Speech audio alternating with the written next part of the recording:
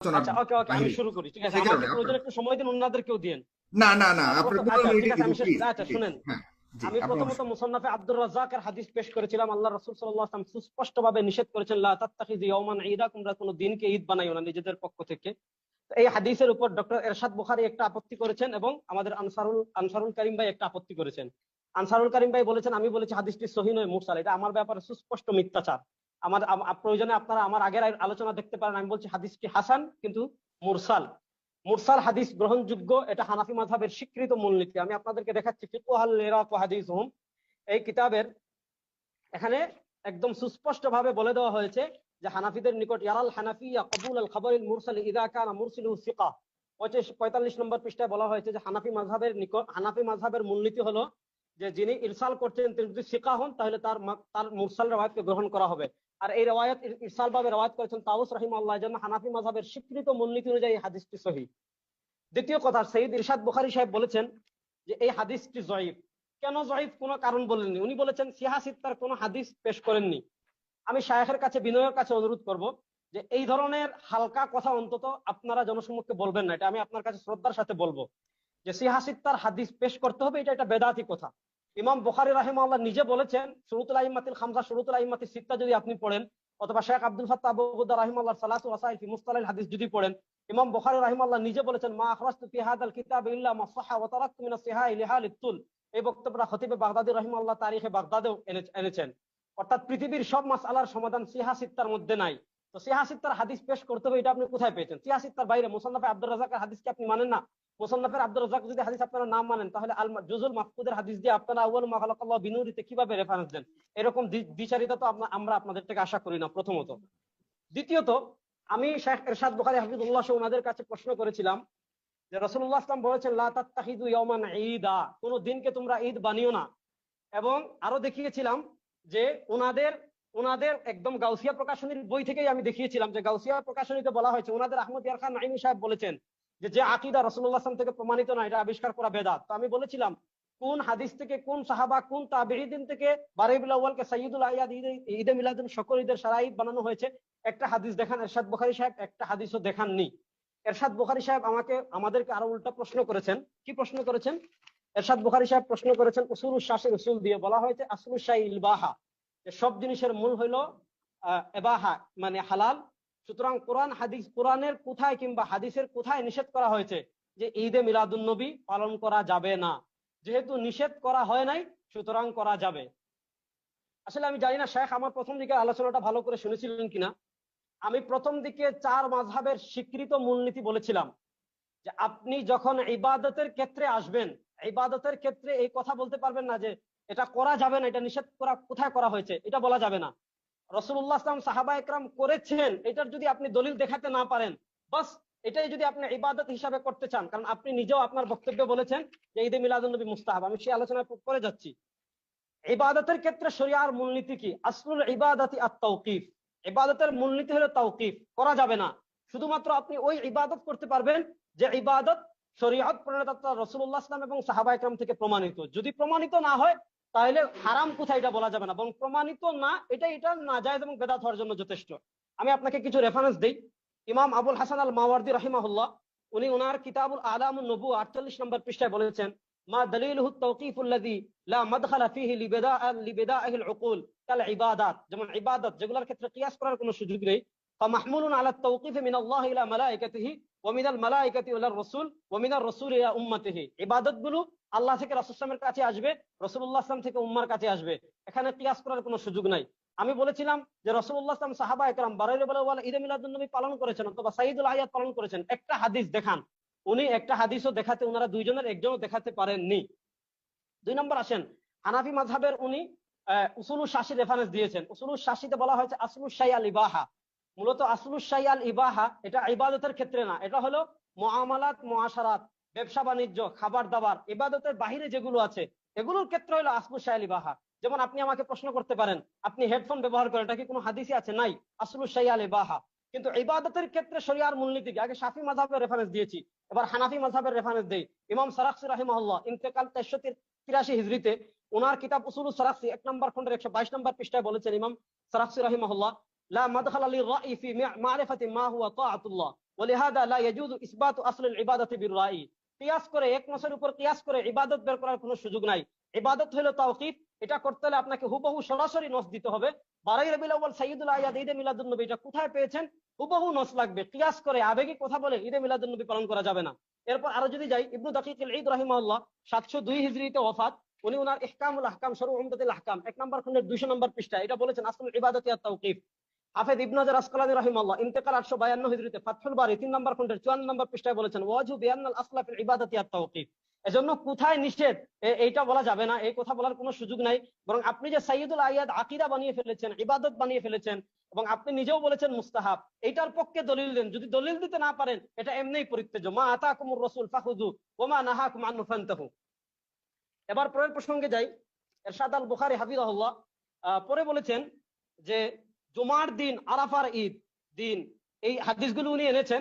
এই হাদিসগুলোকে উনি এনে বলেছেন যে আচ্ছা আরেকটা কথা বলি, ইরশাদ বুখারী হাফিজাহুল্লাহ আমি বলেছিলাম যে একটা হাদিস দেখান যে হাদিসে 12 রবিউল আউয়ালকে কি বলা হয়েছে? ঈদ বলা হয়েছে। মাশাআল্লাহ, শাইখ ইরশাদ বুখারী কোনো হাদিস আনেননি, কোনো সাহাবীর বক্তব্য আনেননি, কোনো তাবিঈর বক্তব্য আনেননি, কোনো তাবে তাবিঈর বক্তব্য আনেননি। উনি বক্তব্য এনেছেন কার? কাসতাল্লানী রাহিমাহুল্লাহ। কাসতাল্লানী রাহিমাহুল্লাহর ওফাত কত? 933 হিজরিতে। রাসূলুল্লাহ সাল্লাল্লাহু আলাইহি ওয়াসাল্লামের ওফাত কত? 11 হিজরিতে। আবু বকর রাদিয়াল্লাহু তাআলা ওফাত কত? 13 হিজরিতে। ওমর রাদিয়াল্লাহু তাআলা ওফাত কত? 24 হিজরিতে। ওসমান রাদিয়াল্লাহু তাআলা ওফাত কত? 64 হিজরিতে। আলী রাদিয়াল্লাহু তাআলা ওফাত কত? 44 হিজরিতে। মাশাআল্লাহ, ইরশাদ বুখারী হাফিজাহুল্লাহ রেফারেন্স এনেছেন কত হিজরির? 933 হিজরির। কে 933 হিজরির আগে কেউ আর 933 হিজরির পরে কেউ 100 জন যদি বলে ঈদে মিলাদুন নবী, ফজিলত প্রমাণ হবে না, কিয়াস করার কোনো সুযোগ নেই। কিয়াস আপনি ইবাদত যখন প্রমাণ করতে হবে, আপনাদের গাউসিয়া কমিটির বইয়ে আছে যে রাসূলুল্লাহ সাল্লাল্লাহু আলাইহি ওয়াসাল্লাম থেকে দেখাতে হবে, নাহলে এটা বেদাত। আপনি সুস্পষ্ট হাদিস দেখাতে হবে যে 12 রবিউল আউয়াল কোন হাদিসে এটাকে কি বলা হয়েছে, ঈদে যাওয়ার কোনো কি নেই, সুযোগ নেই।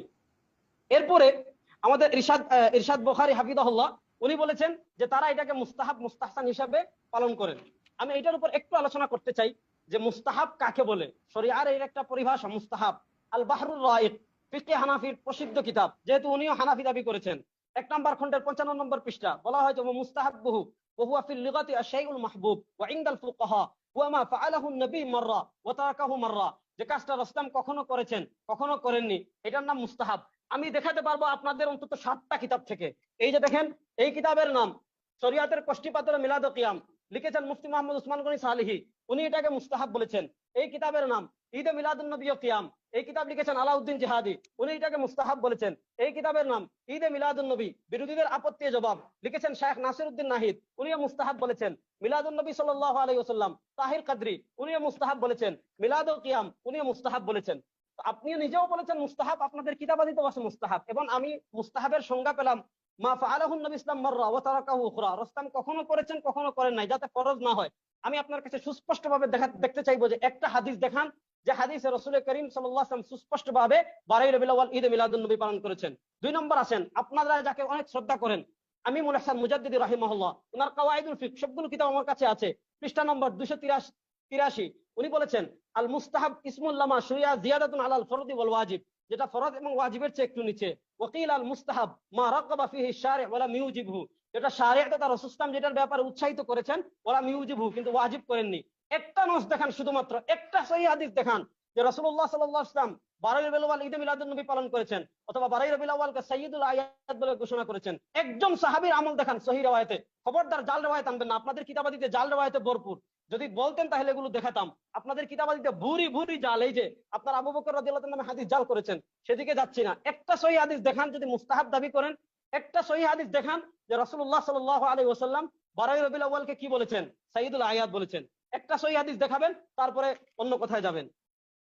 এরপর আসেন ইরশাদ বুখারী হাফিজাহুল্লাহ যে ঈদ বাড়ানো যাবে, এটার পক্ষে জুমার হাদিস এনেছেন, আরাফার হাদিস এনেছেন, এবং বলেছেন যে জুমার যেহেতু ঈদের দিন, আরাফা যেহেতু ঈদের দিন, 12 রবিউল আউয়াল ঈদের দিন, আমরা মেনে নিব। আপনার কাছে আমি বিনয়ের সাথে জানতে চাইবো সাহেব, জুমার দিনকে ঈদ বানিয়েছেন রাসূলুল্লাহ সাল্লাল্লাহু আলাইহি ওয়াসাল্লাম, আরাফার দিনকে ঈদ বানিয়েছেন রাসূলুল্লাহ সাল্লাল্লাহু আলাইহি ওয়াসাল্লাম, আর যেই দিনগুলোকে ঈদ বানিয়েছেন রাসূলুল্লাহ সাল্লাল্লাহু আলাইহি ওয়াসাল্লাম, সেই দিনগুলোর উপর কিয়াস করে আর কোনো ঈদ বানানো যাবে কি যাবে না, সেই ব্যাপারে রাসূলুল্লাহ সাল্লাল্লাহু আলাইহি ওয়াসাল্লাম নিজেই নির্দেশনা দিয়ে দিয়েছেন, লা তাত্তাখিযু ইয়াওমান ঈদা, কোন দিনকে ঈদ বানিও না। আপনি দলিল এনেছেন জুমার দিন আর আরাফার দিনের, সেই দিনগুলোকে ঈদ বানিয়েছেন রাসূলুল্লাহ সাল্লাল্লাহু আলাইহি ওয়াসাল্লাম। 12 রবিউল আউয়ালকে ঈদ বানাইলো কে? রাসূলের হাদিসে আবু বকর রাদিয়াল্লাহু তাআলা আনহু, ওমর রাদিয়াল্লাহু তাআলা আনহু, উসমান রাদিয়াল্লাহু তাআলা আনহু, আলী রাদিয়াল্লাহু তাআলা আনহু 12 রবিউল আউয়ালকে কে ঈদ বানিয়েছে, কবে বানিয়েছে? যদি রাসূল সাল্লাল্লাহু আলাইহি ওয়াসাল্লাম বানিয়ে থাকেন নস দেন, আর যদি রাসূল সাল্লাল্লাহু আলাইহি ওয়াসাল্লাম বানিয়ে না থাকেন তাহলে আপনাদের গাউসিয়া কমিটির মূলনীতি অনুযায়ী এটা বেদাত। কারণ রাসূল সাল্লাল্লাহু আলাইহি ওয়াসাল্লাম যেটা করেননি এমন আকীদা বানানো, এটা হলো বেদাত। আর রাসূল নিজে নিষেধ করেছেন লা তাত্তাখিযু ইয়াওমান ঈদা। 12 রবিউল আউয়াল জুমার উপর কিয়াস করে, আমি শেষ করি ভাই, মাঝে কথা বলবেন না। জুমার উপর কিয়াস করে, আরাফার দিনের উপর কিয়াস করে আপনি ঈদে মিলাদুন নবী বানাচ্ছেন কেন? এবার আসেন, ডক্টর ইরশাদ আল বুখারী হাফিজাহুল্লাহ পরে একটা হাদিস এনেছেন, মান সান্না ফিল ইসলামি সুন্নাতান হাসানা ফালাহু আজরুহা ওয়া আজরু মান আমিলা বিহা। ইসলামে যদি ভালো কাজ কেউ আবিষ্কার করে তাহলে সে এই কাজের যে নেকি সেও পাবে, আর যে তার পরবর্তীতে করবে সে এইটা পাবে। সুতরাং ঈদে মিলাদুন নবী যেহেতু ভালো কাজ, সুতরাং এটাতে কোনো সমস্যা নাই। বড় মজার কথা হলো প্রিয় দর্শক, আমি আপনাদেরকে বলি, ডক্টর ইরশাদ আল বুখারী হাফিজাহুল্লাহ মুসলিম শরীফের হাদিসের অর্ধেক পড়েছেন আর অর্ধেক পড়েন নাই। এই হাদিসটা মূলত এই ইবাদত আবিষ্কার করার ক্ষেত্রে না। এই হাদিসটা ইমাম মুসলিম রাহিমাহুল্লাহ এনেছেন কোন অধ্যায়, সেই অধ্যায়টা যদি ইরশাদ বুখারী হাফিজাহুল্লাহ দেখতেন তাহলে বুঝতেন।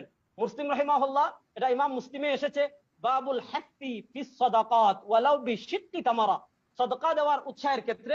এবং হাদিসটা আমি আপনাদেরকে মুসলিম শরীফ থেকে পুরো পড়ে শোনাই, যে আন জারীর ইবনে আব্দুল্লাহ قال جاء ناس من الاعراب الى رسول الله صلى الله عليه الصفوف فراى سوء حالهم قد اصابتهم حاجه فحث الناس على الصدقه। যে রাসূলুল্লাহ সাল্লাল্লাহু আলাইহি ওয়াসাল্লামের কাছে একটা সম্প্রদায় আসলো, তারা খুব দরিদ্র ছিল, তাদের পোশাক অনেক ছেঁড়া ফাড়া ছিল, তাদের চেহারায় দরিদ্রতার ছাপ ছিল। রাসূলুল্লাহ সাল্লাল্লাহু আলাইহি ওয়াসাল্লাম তাদেরকে কি করেছেন? সদকার ক্ষেত্রে উৎসাহিত করেছেন। ফাআবতাউ আনহু হাত্তা রুইয়া যালিকা ফি রাজহি قال ثم ان رجلا من الانصار جاء بسرة من ورق। এক ব্যক্তি এক মুষ্টি স্বর্ণ মুদ্রা নিয়ে এসেছে। সুম্মা জা আখরাহুম, এরপর আর লোক অন্যান্য জিনিস নিয়ে এসেছে। সুম্মা তাতাবাউ হাত্তা হুরিফা সুরুর ফি ওয়াজহি। এভাবে একজনের দেখা দেখি আরেকজন যখন দান সদকা নিয়ে আসছে, যখন খাবারের স্তূপ হয়ে গেল, রাসূল সাল্লাল্লাহু আলাইহি ওয়াসাল্লামের চেহারা আনন্দিত হয়ে গেল। ফাকালা রাসূলুল্লাহ সাল্লাল্লাহু আলাইহি ওয়াসাল্লাম মান সান্না ফিল ইসলামি সুন্নাতান হাসানা ফাউমিলা বিহা বা'দাহু কুতিবা লাহু মিসলা আজরি মিন আমালি মান আমিলা বিহা ওয়ালা ইয়ানকুসু মিন উজুরিহিম শাই। তখন রাসূল বলেছেন যে ভালো কাজ করলে, তো এই ভালো কাজ এটা সদকার ক্ষেত্রে, সদকার অসংখ্য অগণিত নস আছে। ওই সদকার ক্ষেত্রে যেহেতু এক ব্যক্তি প্রথমে সদকা দিয়েছিল, ওই ব্যক্তির দেখা দেখে আরো লোক সদকা দিয়েছিল, তখন ওই ব্যক্তিকে রাসূল সাল্লাল্লাহু আলাইহি ওয়াসাল্লাম বলেছেন যে তুমি ভালো কাজ করেছো, পরবর্তীতে তোমার দেখা দেখি যারা সদকা দিয়েছে তাদের সদকার একটা অংশ তুমি পাবে। আর ইবাদতের ক্ষেত্রে, যে এক ইবাদতের উপর কিয়াস করে আরেক ইবাদত আবিষ্কার করার কোনো সুযোগ আছে কি আছে না, সেটা আমরা সুস্পষ্ট ভাবে বলে দিয়েছি যে আসলু শাইআল ইবাহা। ডক্টর ইরশাদ বুখারী হাফিজাহুল্লাহর দলিল আমি পর্যালোচনা করলাম। এবার যাই আমাদের ভাই আনসারুল করিম হাফিজাহুল্লাহ, উনিও কিছু দলিল দিয়েছিলেন। আমি সংক্ষিপ্তভাবে প্রিয় দর্শক সেই দলিলগুলো নিয়ে পর্যালোচনা করব। সংবিধানের কথা বলেছিলেন, সংবিধান নিয়ে কোনো কথা বলতে চাই না। সংবিধান দিয়ে যদি রাষ্ট্রদ্রোহী আমাদেরকে বানাতে চান, আমি আপনি সবাই রাষ্ট্রদ্রোহী। কারণ জনগণ সকল ক্ষমতার উৎস আরো অনেক বিষয় আছে যেগুলিতে কোনো মুসলমান একমত হতে পারবে না। এজন্য এই ধরনের হালকা কথা অন্তত এই ধরনের আলোচনায় না বলা ভালো। দ্বিতীয়ত, আমাদের আনসারুল করিম ভাই একটা আয়াত এনেছেন, রব্বানা আনজিল আলাইনা মাইদাতাম মিনাস সামা, যে ঈসা আলাইহিস সালাতু ওয়াস সালাম দোয়া করেছিলেন, হে আল্লাহ আমাদের উপর মাইদা নাজিল করুন, যাতে কি হয় এই দিনটা আমাদের জন্য ঈদ হয়। আমি এই দলিলটা আপনাদের লিখিত একটা কিতাব থেকে দেই। এই যে দেখেন, পবিত্র কোরআন সুন্নাহর আলোকে ঈদে মিলাদুন নবী লিখেছেন মুফতি আলাউদ্দিন জিহাদি। উনি ওনার বইয়ের 17 নম্বর পৃষ্ঠায় এনেছেন, ক্বালা ঈসা ইবনে মারইয়াম আল্লাহুম্মা রব্বানা আনজিল আলাইনা মাইদা, যে যখন ঈসা আলাইহিস সালাম দোয়া করলেন, হে আল্লাহ আমাদের প্রতি আকাশ থেকে খাদ্য অবতরণ করুন, যেন ওটা আমাদের পূর্ববর্তী ও পরবর্তীদের জন্য ঈদ বা আনন্দের বিষয় হয়। দোয়াটা করেছেন কে? ঈসা আলাইহিস সালাম। ঈসা আলাইহিস সালাম কি ইহুদিদের নবী? তাদের নবী যদি দোয়া করেন, নবীর কাজ শরীয়তে অবশ্যই দলিল। ঈসা আলাইহিস সালাতু ওয়াস সালাম দোয়া করেছেন যেন ঈদ হয়, আল্লাহ যদি কবুল করেন তাদের নবীর দোয়ার কারণে সেই দিন ঈদ হচ্ছে। প্রশ্ন হলো, তাদের ঈদ হচ্ছে ঈসা আলাইহিস সালামের দোয়ার কারণে, আর 12 রবিউল আউয়াল ঈদ কোন হাদিসের কারণে হচ্ছে? সেই হাদিসটা দেখান যে ঈসা আলাইহিস সালাতু ওয়াস সালাম তো দোয়া করার কারণে, তিনি নবী হওয়ার কারণে ঈদ হয়েছে। আর আমাদের যে 12 রবিউল আপনারা সাইদুল আয়াত বানিয়েছেন, সেটা রাসূলুল্লাহ সাল্লাল্লাহু আলাইহি ওয়াসাল্লাম কোথায় বলেছেন বা কোথায় করেছেন? আরেকটা আমি হাদিস শুনাই, সহিহ ইবনে হিব্বানে হাদিসটা এসেছে 3857। আল্লাহর নবী সাল্লাল্লাহু আলাইহি ওয়াসাল্লাম ইহুদিদের কতটুকু বিরোধিতা করতেন, যে আন্না রাসূলুল্লাহ আয়েশা উম্মে সালামা রাদিয়াল্লাহু তাআলা বলেন, কানা রাসূলুল্লাহ সাল্লাল্লাহু আলাইহি ওয়াসাল্লাম ইয়াসুমু ইয়াওমাস সাবতি ওয়া ইয়াওমাল আহাদ। রাসূলুল্লাহ সাল্লাল্লাহু আলাইহি ওয়াসাল্লাম শনিবার এবং রবিবার রোজা রাখতেন। কেন? বলছেন ইন্নাহুমা ইয়াওমান ঈদুন লিল মুশরিকিন ওয়া উহিব্বু আন উখালিফাহুম। শনিবার আর রবিবার হলো মুশরিকিনদের ঈদ, আর আমি এটা পছন্দ করি তাদের বিরোধিতা করার। রাসূলুল্লাহ সাল্লাল্লাহু আলাইহি ওয়াসাল্লাম তাদের বিরোধিতা করে ওই দিন ঈদ পালন করতেন না, আর আজকে মাশাআল্লাহ আমাদের শায়েখরা ইহুদিদের ঈদের উপর কিয়াস করে আরেকটা ঈদ বানিয়ে ফেলছেন। রাসূলুল্লাহ সাল্লাল্লাহু আলাইহি ওয়াসাল্লাম যেখানে বিরোধিতা করতেন, সেখানে তারা তাদের ঈদের উপর কিয়াস করে আরেকটা ঈদ বানিয়ে ফেলেছেন। অথচ রাসূলুল্লাহ সাল্লাল্লাহু আলাইহি ওয়াসাল্লাম বলছেন কি আলাইকুম বিসুন্নতি ওয়া সুন্নাতিল খুলাফায়ে রাশিদিন আল মাহদিয়িন আদদু আলাইহা বিন নওয়াজিজ, তোমরা আমার সুন্নাহ খুলাফায়ে রাশিদিনের সুন্নাহকে মারির দাঁত দ্বারা আঁকড়ে ধরো, আদদু আলাইহা বিন নওয়াজিজ। তারপরে যাই, আমাদের আনসারুল করিম সাহেব কষ্ট নেবেন না, আপনি শেষ করবেন, জি। সুস্পষ্টভাবে আল্লাহর আমি শেষ করছি ভাই, 2 মিনিট সময় দেন, আমার শেষ করছি। হ্যাঁ, আনসারুল একদম করিম ঠিক। সাহেব না 2 মিনিট। আনসারুল করিম সাহেব আল্লাহর প্রতি সুস্পষ্ট মিথ্যাচার করেছেন এবং অনেকটা আহলুল কোরআনের মতো কথা বলেছেন, যে যেখানে কোরআনে সুস্পষ্টভাবে আছে কুল বিফাদিল্লাহি বিরহমাতিহি ফাবিযালিকা ফালইফরাহু ওয়া খায়রুম মিম্মা ইয়াজমাউন, যেহেতু কোরআনে আছে সুতরাং হাদিসে দেখার দরকার নাই। এগুলো হলো শিরকি কথা, এই ধরনের কথা বলবেন না। এগুলো বললে অনেক কথা, সেদিকে যাচ্ছি না। প্রথম কথা, এটা আল্লাহর নামে মিথ্যাচার। আল্লাহ কুল বিফাদিল্লাহি বিরহমাতিহি ফাবিযালিকা ফালইফরাহু, এখানে আল্লাহ ঈদে মিলাদুন নবীর কথা বলেন নাই। এখানে মুহাদ্দিসিনে কেরাম 2 দলে বিভক্ত, যে ফজল এবং রহমত দ্বারা কি উদ্দেশ্য। কিছু কিছু মুহাদ্দিসিনের মতে হইল, মুফাসসিরিনের মতে হইল রহমত দ্বারা নবী উদ্দেশ্য। যেহেতু তারা নবী উদ্দেশ্য নেন, এই হিসাবে নবীর কারণে কি আনন্দিত হওয়ার কথা বলা হয়েছে, এক দলের ব্যাখ্যা। কিন্তু আমরা যদি যাই কোরআনের, আমরা যদি যাই আরো অনেক মুহাদ্দিসিনে কেরাম মুফাসসিরিনে কেরামের ব্যাখ্যা, যেমন আমরা যদি যাই তাফসিরে তাবারিতে ইমাম তাবারি রাহিমাহুল্লাহ মোট 21টি রিওয়ায়াত এনেছেন, যে 21টি রিওয়ায়াতে বলা হয়েছে এখানে রহমত দ্বারা কোরআন উদ্দেশ্য। তারপরে যদি যাই ইমাম কুরতুবী রাহিমাহুল্লাহ তাফসিরে কুরতুবীতে 8 নম্বর খণ্ডের 353 নম্বর পৃষ্ঠায় বলেছেন যে قال আবু সাঈদ আল খুদরি ওয়া ইবনে আব্বাস ফজলুল্লাহি আল কুরআন ওয়া রাহমাতু আল ইসলাম। আপনার সময় শেষ। আমি শেষ করছি, না আমি এটা বুঝাই দেব, দলিলটা ওয়াজাহাত। না আপনার একদম 30 সেকেন্ড, কোরআনের 30 কারণে সেকেন্ড। এখানে আমি না সময় আমাকে মেনটেন করতে হচ্ছে। আই এম সরি, আমি দুঃখিত, এটা সবার জন্য। জি, 30 সেকেন্ড। আমরা যদি ধরে নেই এখানে নবী উদ্দেশ্য, তাহলে এই আয়াতটাও নাজিল হয়েছে নবীর উপর। নবী কি কখনো ঈদে মিলাদুন নবী পালন করেছেন? সাহাবা একরাম কখনো ঈদে মিলাদুন নবী পালন করেছেন? ওই যে বুখারী আবু দাউদ শরীফের যে হাদিস আছে, লাকাদ কারাউ মা কারাতুম ওয়া আলিমু মা জাহিলতুম, ওমর ইবনে আব্দুল আজিজ রাহিমাহুল্লাহ যে কথা বলেছিলেন যে এই আয়াত নবী সাহাবা একরাম পড়েছেন কিন্তু তাকদীরকে তো তারা অস্বীকার করেননি। এমন ভাবে এই লাকাদ মান্নাল্লাহ, যে আপনি যে দলিল দিয়েছেন কুল বিফাদিল্লাহি বিরহমাতিহি, প্রথমত অনেক আপনাকে ধন্যবাদ। কোরআন, তাহলে এখন আপত্তি নাই। আর যদি নবী উদ্দেশ্য নেন, নবী কোন জীবনে তার 23 বছরের নবুয়তের জীবনে একবার ঈদে মিলাদুন নবী সোমবারে রোজা রাখা ছাড়া আর কোনো কিছু করেছেন? একটা হাদিস দেখান। ধন্যবাদ আপনাকে আপনার ভাই। জি, ঈদে মিলাদুন নবী পালন করেছেন, একটা হাদিস দেখান। মুফতি সৈয়দ আনসার।